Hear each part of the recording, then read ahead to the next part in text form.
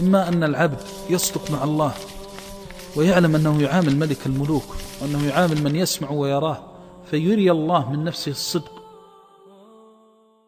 Les musulmans désirent ardemment rentrer au paradis.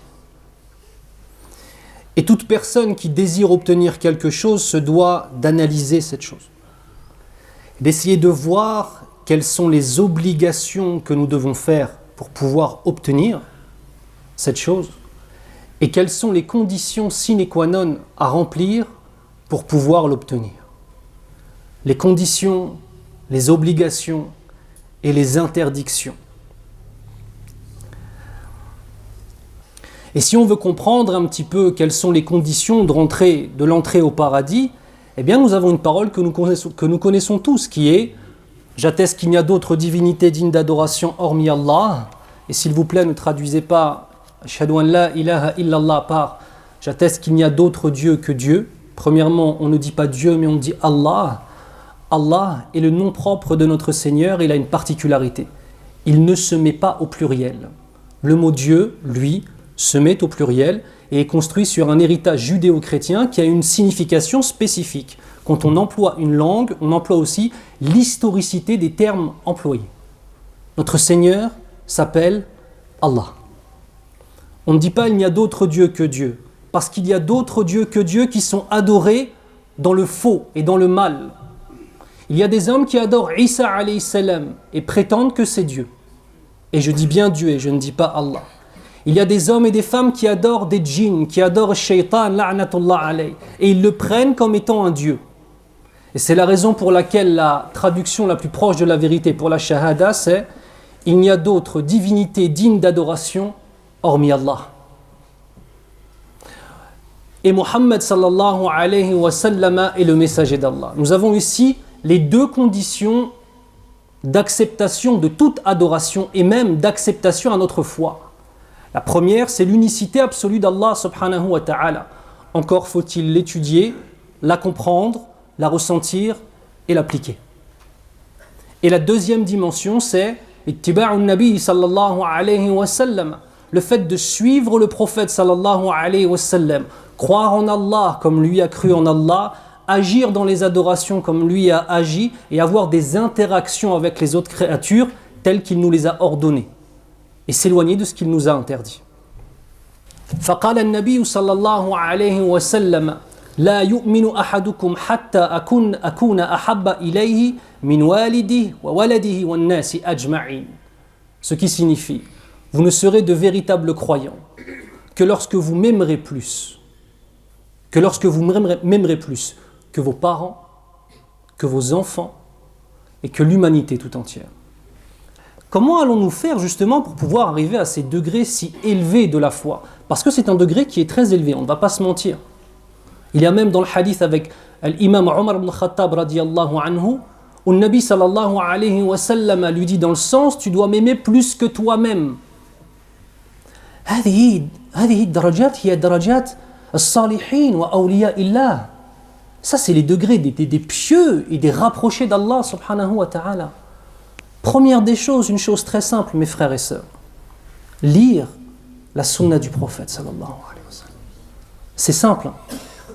Regardez avec les téléphones portables aujourd'hui la capacité que nous avons. À l'époque, les hommes de science faisaient des voyages de plusieurs années pour aller récupérer un hadith.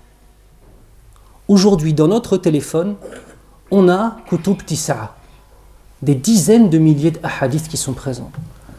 Je ne suis pas en train de vous poser la question هل طبقنا صحيح البخاري أو صحيح مسلم أو سنن الترمذي أو سنن أبي داود طبقنا. لا أقول لكم هذا الكلام، أقول لكم هل قرأنا فقط حتى بدون فهم وبدون تطبيق. La question c'est, je ne vais même pas vous dire est-ce que maintenant ce qu'on a trouvé dans tous les hadiths qui sont maintenant présents et disponibles partout, même dans nos téléphones, subhanallah, partout. Je ne vais même pas vous poser la question, est-ce que nous avons appliqué ce que nous avons lu? Est-ce que nous avons ressenti et compris ce que nous avons lu? Je vais poser juste une seule question. Est-ce qu'on a ne serait-ce qu'une fois dans notre vie lu entièrement un recueil de hadiths du prophète sallallahu alayhi wa sallam. On dit qu'on le connaît, mais on ne connaît pas sa vie. Ne serait-ce que physiquement, on ne sait même pas comment il est, alors que tout est présent dans les livres de hadith. On ne sait pas ce sur quoi il nous a donné des ordres, ce qu'il nous a ordonné de faire et ce qu'il nous a interdit de faire. Est-ce qu'il y a un problème ? Chaque fois que la Ummah dans l'histoire de l'islam s'est éloignée de la sunna du prophète sallallahu alayhi wa sallam, comme on dit, l'ordre n'aime pas le vide. Et si ici la construction intellectuelle de ce qu'est la Ummah islamiyya, et si la construction des adorations des musulmans est vide de la sunna et de l'application de la sunna du prophète sallallahu alayhi wa sallam, sachez qu'autre chose viendra le remplacer. Et bien évidemment, en premier lieu, les innovations. فقال النبي صلى الله عليه وسلم ما تركت شيئا يقربكم إلى الله إلا وأمرتكم به وما تركت شيئا يبعدكم عن الله إلا وقد نهيتكم عنه. Ce qui signifie, le prophète sallallahu alayhi wa sallam nous dit dans le sens du hadith, je n'ai rien laissé de ce qui vous rapproche d'Allah sans vous ordonner de le faire. Siratul mustaqimi mawjudun fi sunnati rasulillahi sallallahu alayhi wa sallam. La voie droite est présente dans la sunna du prophète sallallahu alayhi wa sallam. Puis par la suite, et je n'ai rien laissé de ce qui vous éloigne d'Allah sans vous mettre en garde contre cette chose-là et vous l'interdire. Une question légitime se pose, mais à quoi sert un prophète ? La première des choses, oui, effectivement, c'est un lien entre nous et Allah subhanahu wa ta'ala. Wa la shakka fi dhalik. Wa ar-rasul huwa tatbiq li kulli ma wajadna fi al-Qur'an al-Karim. فلما سئلت عائشة رضي الله عنها عن خلق رسول الله صلى الله عليه وسلم قالت كان خلقه القرآن. Et un prophète n'est ni plus ni moins que la concrétisation humaine de l'application de tous les principes coraniques. Le Coran al-Karim est la parole d'Allah Azza wa Jal. Il est parfait, il est élevé. Et il y a des éléments qui sont difficiles à la compréhension dedans. Le prophète sallallahu alayhi wa sallam est là pour nous l'expliquer, premièrement. Deuxièmement, il est là pour nous montrer comment faire pour ne pas rester au degré de ceux qui lisent le Coran mais qui n'arrivent pas à l'appliquer. Ainsi, il est la voie, il est la concrétisation humaine de l'application du Coran. Tu veux voir ce qu'est un homme pieux ? Anzur ila Rasulillahi sallallahu alayhi wa sallam. Regarde comment était le prophète sallallahu alayhi wa sallam. Tu veux savoir comment délaisser les choses illicites de ton existence ? Regarde comment était le prophète sallallahu alayhi wa sallam. Écoute les nasa'ih, que nous écoutions les conseils qu'il nous a donnés pour avoir une relation apaisée avec notre Seigneur et une relation apaisée avec les créatures d'Allah Azza wa Jal. Siratul mustaqim mawjudun fi sunnati rasulillahi sallallahu alayhi wa sallam. La voie droite qu'on demande tant de fois dans Suratul Fatiha. Ihdina sirat al-mustaqim. Elle est présente dans la sunna du prophète sallallahu alayhi wa sallam. Et on pourrait se poser la question, mais pourquoi parler de la sunna ? C'est quelque chose de clair pour nous tous. Bien évidemment, la ilaha illallah, Muhammadur Rasulullah sallallahu alayhi wa sallam. En fait, c'est un sujet qui est tellement délaissé dans les poitrines des musulmans qu'aujourd'hui, un certain nombre de musulmans se permettent de remettre en question, de musulmans entre guillemets, lakum dinukum waliyadin, ana sunni. Je m'accroche à la sunna. Et celui qui ne s'accroche pas à la sunna et qui remet en question la notion même de la sunna, lahu dinuhu waliyadini. Il a son din et j'ai mon din. Des gens qui se prétendent donc musulmans viennent de remettre en question la sunna. Mais posez-vous la question, mes frères. Pourquoi font-ils cela ? La première des choses, la sunna est la voie vers l'acceptation des actions par Allah Azza wa Jal et la satisfaction d'Allah. Donc ces gens-là qui veulent se battre contre la satisfaction d'Allah et qui veulent insulter les sahaba de Nabi sallallahu alayhi wa sallam, les compagnons du prophète sallallahu alayhi wa sallam, qu'est-ce qu'ils font ? Ils combattent la sunna.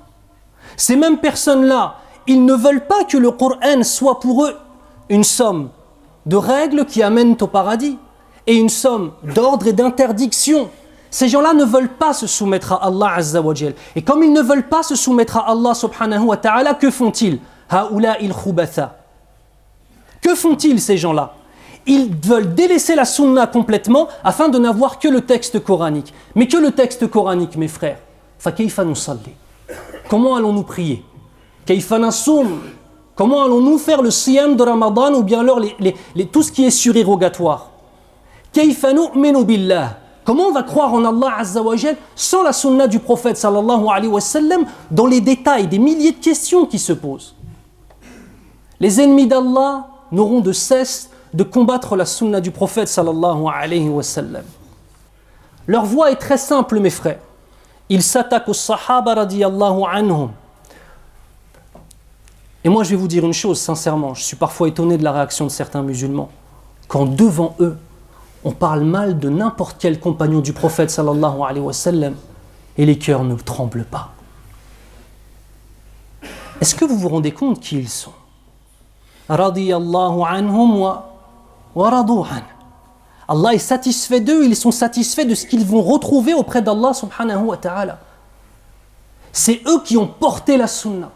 Ils étaient les proches du prophète sallallahu alayhi wa sallam. Ils étaient ses étudiants, ils étaient ceux qui étaient mariés avec ses filles sallallahu alayhi wa sallam. Les meilleures créatures après les prophètes. Sahaba radiyallahu anhum. Et moi je vais vous dire une chose, et là je m'adresse plus spécifiquement à ceux qui sont à la quarantaine et en dessous de la quarantaine. Beaucoup de musulmans de cet âge-là ont perdu leur izza avec les sahaba radiyallahu anhum. Les jeunes souvent sont en train de critiquer les anciens. Les anciens ils font ci, ils font ça. Va insulter un seul sahabi en face d'un ancien, il va te jeter une babouche dans ta tête sur place. Et d'autres soi-disant qui ont mémorisé un petit peu du Coran, mémorisé un petit peu de la sunna, qui sont à 40 ans ou en dessous, on parle mal des sahaba radiyallahu anhum, ils ne réagissent pas. Demande à Allah de faire revenir la izza dans le cœur des musulmans, ya Rabbal Alamin. Et il s'attaque aux savants. Et il s'attaque à la science islamique, bien évidemment. فما هي السنة؟ السنة هي ما صدر من رسول الله صلى الله عليه وسلم غير القرآن من الأقوال والأفعال والتقرير أو سيرة أو صفة خلقية أو خلقية. Ce qui signifie, la sunna, qu'est-ce qu'elle est? Dans l'istilah des ulama, du hadith notamment, et pour les usuliyoun, c'est plus court. Ce sont les paroles, les descriptions d'actes et les approbations qui sont venues de la part du prophète sallallahu alayhi wa sallam. Et on enlève de cela le Coran, car c'est la parole d'Allah. Et les histoires, l'histoire du prophète sallallahu alayhi wa sallam, mais aussi les caractéristiques physiques et comportementales. Irthuna, as-sunnah. Notre héritage, mes frères, en tant que sunnite, c'est la sunna du prophète sallallahu alayhi wa sallam. فقد يقال لماذا نتبع الرسول صلى الله عليه وسلم قال الله عز وجل وما ينطق عن الهوى إن هو إلا وحي يوحى. Ce qui signifie, et certes il ne parle pas sous l'effet des passions, ses paroles sont une part de la révélation. Les paroles du prophète sallallahu alayhi wa sallam en tant que prophète, dans ses ahadiths, sont une part de la révélation d'Allah azza wa jal. وكذلك قال الله عز وجل من يطيع الرسول فقد أطاع الله. الآية واضحة. Ce qui signifie, et celui qui obéit au prophète Muhammad sallallahu alayhi wa sallam a obéi à Allah azza wa jal. وقال الله يا أيها الذين آمنوا أطيعوا الله وأطيعوا الرسول. Ce qui signifie, ô vous les porteurs de la foi, obéissez à Allah et obéissez à son prophète sallallahu alayhi wa sallam. وكذلك يقول الله عز وجل بسم الله الرحمن الرحيم فليحذر الذين يخالفون عن أمره أن تصيبهم فتنة أو يصيبهم عذاب أليم. Ce qui signifie que ceux donc qui s'opposent à son commandement du prophète sallallahu alayhi wa sallam prennent garde qu'une épreuve ne les atteigne ou que ne les atteigne un châtiment douloureux. Allahumma ahfadna min dhalik. Wa qala Allahu azza wa jal bismillahir rahmanir rahim wa anzalna ilayka adh-dhikra litubayyana lin-nasi ma nuzzila ilayhim wa la'allahum yatafakkarun. Ce qui signifie, nous t'avons révélé le rappel, c'est-à-dire le Coran, parmi les noms du Coran, adh-dhikr, afin que tu leur expliques le sens de cette révélation. Peut-être réfléchiront-ils grâce à cela. وقال الله عز وجل فلا وربك لا يؤمنون حتى يحكموك فيما شجر بينهم ثم لا يجدوا في أنفسهم حرجا مما قضيت ويسلموا تسليما. Ce qui signifie, non, par ton Seigneur, et c'est Allah Azza wa Jal qui jure par lui-même, لا يؤمنون, ils ne seront pas des musulmans. Et ici ce n'est pas Kamal al-Iman, ce n'est pas avoir une foi complète, c'est avoir l'iman al-wajib, c'est-à-dire avoir la base de la foi qui fait de toi un musulman. Ils ne seront pas des musulmans jusqu'à qu'ils te prennent, toi, Rasulullah, comme étant juge dans ce qui va les opposer. Et ensuite, en fonction du jugement qui émane de la sunna du prophète sallallahu alayhi wa sallam, qu'ils ne ressentent dans leur poitrine aucune gêne. Et ils s'y soumettent d'une soumission totale. Al-Qur'an al-Karim, واضح. ربما الإشكال في عقول بعض الناس فقط. وقال النبي صلى الله عليه وسلم في حديث أبي هريرة رضي الله عنه: والذي نفس محمد بيده لا يسمع بي أحد ثم يوجد جزء من الحديث إلى ثم يموت ولم يؤمن بالذي أرسلت به إلا كان من أصحاب النار. حديث صحيح رواه مسلم الإمام مسلم رحمه الله. Ce qui signifie, par celui qui détient l'âme de Mohammed dans sa main, une main qui correspond à la perfection d'Allah Azza wa Jal, bien évidemment. Personne n'entendra parler de moi, puis ensuite meurt sans croire en moi, sans être une personne qui sera un homme de l'enfer ou une femme de l'enfer. Il est porteur de la risala, il est porteur du message. Et cet amour du prophète sallallahu alayhi wa sallam a tout un tas de dimensions, nous le verrons par la suite, Inch'Allah.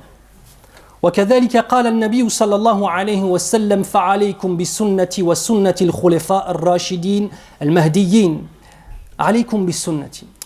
C'est important ici, le prophète sallallahu alayhi wa sallam, dans le hadith, c'est un hadith qui est assez long, et il est en train de faire un sermon aux sahaba radiyallahu anhum. Et le sermon prend un aspect empli de tant de messages si importants que les sahaba radiyallahu anhum disent dans la description, ça ressemblait à un discours d'adieu. Alaykum bi taqwallah. C'est là où le prophète sallallahu alayhi wa sallam leur a dit, vous devez être des hommes pieux. Et il leur a donné un certain nombre de choses qui sont les plus importantes. Il va bientôt mourir sallallahu alayhi wa sallam et il donne un certain nombre de conseils. Si vous ne voulez pas être dans l'égarement, alors vous devez faire cela, cela, cela. Et voilà ce qu'il nous dit. Vous devez absolument vous accrocher à ma sunna. Puis aux actions et à la compréhension des khulafa ar-rashidin. Et il faut que vous vous accrochiez à cette sunna. Ici, l'expression en arabe, c'est bin nawajid, avec les molaires du fond. En arabe, pour exprimer en fait le fait de s'accrocher à quelque chose très fort, on dit en fait si le mordre avec ses dents du fond, avec ses molaires, vraiment tu t'y accroches. Il faut absolument s'accrocher à cette sunna, sinon on va être loin de la vérité, loin du chemin. Comment pourrions-nous passer la tête haute toutes les épreuves qui nous attendent dans ce pays? Comment? Allahumma hafadna ya Rabb. Wa iyyakum wa muhdathati al-umur. Et méfiez-vous bien et éloignez toutes les innovations. Car certes, toute innovation n'est qu'égarement.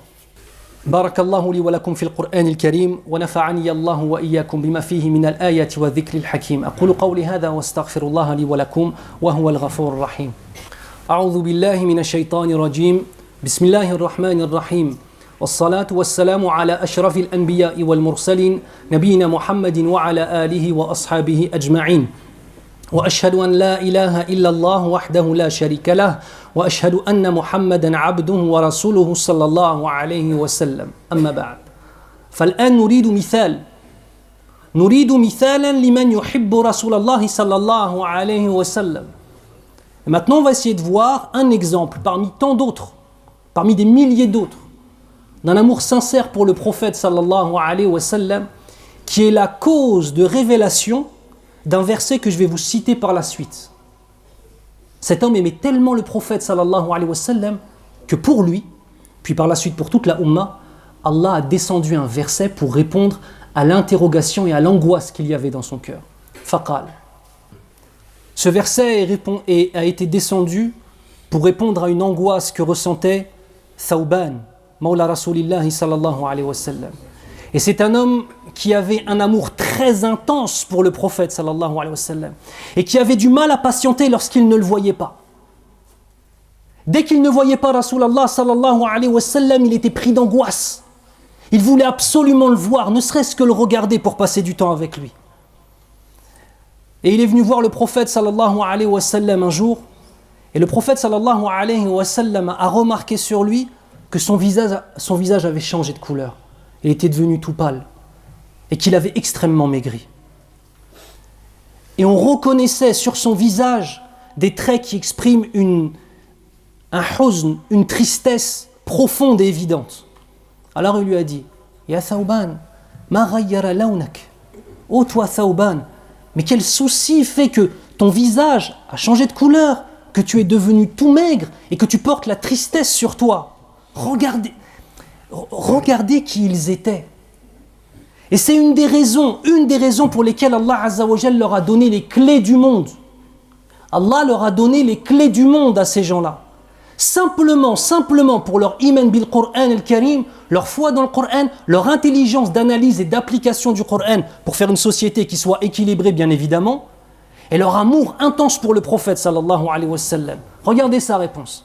Nous, si on nous posait la question, si on voit quelqu'un qui a une mauvaise mine, j'ai fait un commerce, j'ai perdu 10 000 euros. Ma femme m'a quitté. Mes enfants, j'ai retrouvé mon fils, il était au poste. Tout ça, c'est des choses qui vont nous rendre tristes. Mais est-ce qu'on est ne serait-ce que triste de n'avoir pas lu le Coran pendant une semaine? De ne pas connaître le prophète sallallahu alayhi wa sallam? De se dire qu'on n'a jamais rêvé de lui? De se dire que finalement, ce qu'il y a dans nos poitrines, on est rempli de l'amour de la vie d'ici-bas et très peu de l'amour de la vie de l'au-delà. Pourquoi ça ne nous empêche pas de dormir? Ça, c'est une des différences entre nous et eux. Et ces gens-là, ils ont préservé la sunna du prophète sallallahu alayhi wa sallam. Regardez ce qui a changé la couleur de son visage. Regardez ce qu'il lui dit. Ya Rasulallah, ma bi min dur wala wajh. Non, j'ai aucun mal qui m'a atteint, ni même une douleur. Sauf que lorsque je te vois pas, tu me manques trop. Et tu me manques d'un manque qui est en train de me détruire la poitrine, jusqu'à temps que je puisse te voir. Et ensuite, dans un moment où tu n'étais pas là, je me suis rappelé de l'akhira, de la vie après la mort. Et j'ai vraiment peur de ne plus jamais pouvoir te voir dans cette vie-là. Il dit parce que certes, je sais que même si moi je rentre au paradis, toi tu seras au degré des l'anbiya, des prophètes. Ça veut dire que même si je rentre au paradis, je ne pourrai plus jamais te voir. Et il se met à pleurer. Regardez l'amour pour le prophète sallallahu alayhi wa sallam. Même si je rentre au paradis, tu seras avec l'anbiya et je ne pourrai plus jamais te voir. Et si je ne rentre pas au paradis, alors il y a encore moins de chances que je puisse te voir. Regardez mes frères, il a parlé du paradis et de l'enfer ici. A-t-il pensé à lui? Wallahi la. Il n'a pas pensé à lui. La seule chose qui lui a serré la poitrine, c'est pas le châtiment de l'enfer possiblement, ou c'est pas le fait de ne pas avoir pu être au plus haut degré du paradis, c'est simplement le fait d'être séparé de Rasulullah sallallahu alayhi wa sallam. فأنزل الله عز وجل. Alors Allah Azza wa Jal a descendu un verset qui répond à cette angoisse et qui nous dit dans le sens: quiconque obéit à Allah et à son messager, quiconque suit le Coran et suit la sunna du prophète sallallahu alayhi wa sallam, ceux-là seront avec ceux qu'Allah a comblés de ses bienfaits. Sirata alladhina an'amta alayhim, la voie de ceux que tu as comblés de tes bienfaits. Ici, ce verset-là vient expliquer Sirata alladhina an'amta alayhim, la voie de ceux que tu as comblés de tes bienfaits dans la Fatiha. Il sera avec qui? Al-Nabiyyin, les prophètes. As-Siddiqin, les véridiques, ceux qui viennent juste après les prophètes. Wash-Shuhada, les martyrs qui sont morts fi sabilillah. Wa nas'alullah azza wa jal an yarhama jami'a ash-shuhada ya rabbal alamin. Et les vertueux, was-salihin. Et quel bon compagnon que cela. Ayna nahnu min hadha al-hub? Ayna nahnu min hadha al-maqam? On aime nos parents, nos enfants, nos femmes, nos amis. On aime les choses de la vie d'ici-bas. On aime prendre du bon temps. On aime manger des choses qui sont agréables. Alhamdulillah, Allah nous a rendu autorisés toutes ces choses-là. Mais le problème se met lorsque ce que j'ai mentionné occupe toute la place dans notre cœur. Belle, vient en premier dans notre cœur. Un musulman, c'est celui qui est soumis à Allah. Un musulman, c'est celui qui aime Allah d'un amour profond et complet. Un musulman, c'est un homme ou une femme qui lit sur la vie du prophète sallallahu alayhi wa sallam et tente de s'accrocher à sa sunna, la façon dont il a cru en Allah, la façon dont il s'est comporté avec les créatures, la façon dont il a adoré Allah azza wa jal. Ha huwa dhal muslim. Lui, c'est le musulman. Eh bien, si on met l'amour d'Allah et de son prophète sallallahu alayhi wa sallam avant toute chose, eh bien, regardez, tout le reste, ça devient pas simplement autorisé pour nous, mais ça devient des hasanats. Si on met Allah en premier et son prophète sallallahu alayhi wa sallam en premier, eh bien l'amour qu'on a pour notre femme, pour nos enfants, pour nos parents, pour nos frères et sœurs devient une adoration. Par contre, si on fait passer l'amour du monde d'ici-bas avant l'amour d'Allah et de son prophète sallallahu alayhi wa sallam, eh bien tous ces éléments-là deviennent des choses qui nous éloignent. وأكمل هذه الخطبة بقاعدة من أهم القواعد التي قد سمعتها في حياتي. وهي المحبة هي الطاعة. المحبة هي الطاعة. Et je vais finir ce prêche sur une règle qui fait partie des règles qui personnellement ont changé une partie de mon existence et qui est très simple, qui est l'amour se concrétise par l'obéissance. C'est très simple, mes frères. فرق بين الادعاء والحقيقة. Et là, il y a une différence entre ce qu'on prétend et ce qu'on est réellement. L'amour véritable pour le prophète, l'amour véritable pour Allah Azza wa Jal avant toute chose, ne peut se concrétiser que par l'adoration et par la soumission à ce qu'Allah Azza wa Jal nous a ordonné. Le reste, c'est de la philosophie. Allahumma hafadna. An naqula ma laysa fi qulubina. Allah nous préserver que l'on dise avec nos langues ce qu'il n'y a pas dans nos cœurs. Ya Rabbal Alamin. Inna Allah wa malaikatahu yusalluna ala an-nabi ya ayyuha alladhina amanu sallu alayhi wa sallimu taslima. Wa qala an-nabiy sallallahu alayhi wa sallam man salla alayya salah sallallahu alayhi biha 10. Allahumma salli ala Muhammadin wa ala ali Muhammad kama sallaita ala Ibrahim wa ala ali Ibrahim. وبارك على محمد وعلى آل محمد كما باركت على إبراهيم وعلى آل إبراهيم في العالمين إنك حميد مجيد اللهم أعز الإسلام والمسلمين وأذل الشرك والمشركين اللهم اجعلنا نتمسك بسنة رسولك صلى الله عليه وسلم. On demande humblement à notre Seigneur de nous accorder le privilège d'être accrochés à la sunna de son prophète sallallahu alayhi wa sallam. اللهم اجعلنا نحبك ثم نحب رسولك قبل كل شيء يا رب العالمين. Demande à Allah de faire en sorte de faire rentrer dans nos cœurs l'amour pour lui puis pour son prophète avant toute chose de la vie d'ici-bas يا رب العالمين.